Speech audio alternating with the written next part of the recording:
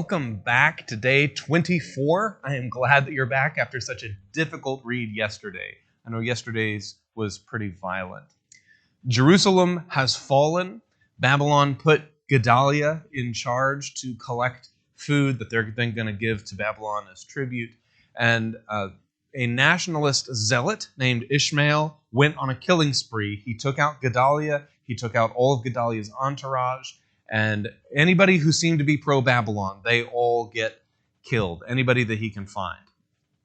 Today we're picking up in chapter 41, verse 16, and we're going to read through the end of chapter 43. There are a group of Jews living in the area who know that the capital city in Babylon is going to find out what Ishmael did, and their lives are going to be in the crosshairs just by default. And so they contemplate fleeing the area before Babylon comes. And they're thinking, should we stay here? Should we go to Egypt? Or where are we going to hide? How do you hide from Babylon? And so they go to Jeremiah and they say, Jeremiah, would you pray and ask God what we should do? And whatever God tells us, that's what we're going to do. And Jeremiah says, yes, I'll do that. He prays. He comes back. He says, God tells us, surrender to Babylon. And the group says, accept that. We'll do anything the Lord says, except that. In fact, as long as he says go to Egypt, then we'll do what the Lord says.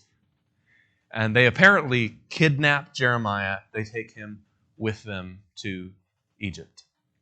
This has been a pattern several times now. We saw it with Zedekiah, we saw it with Gedaliah, and now we see it with the leader of this refugee band, Yohanan.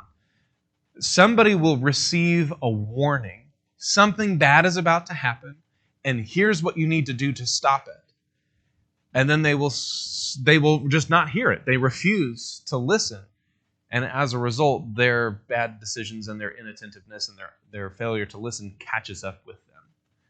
So Jeremiah and these refugees have taken shelter in Egypt. And Jeremiah goes and buries these stones under the ground out in front of the local administrative office.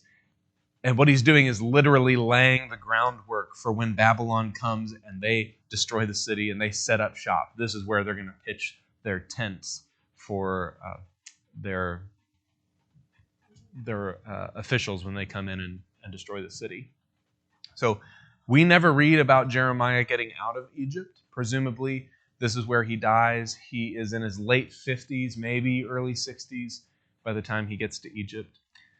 That's it for today. We're starting in chapter 41, verse 16, and we're going to read through the end of chapter 43. I love you guys, and I'll see you back here tomorrow.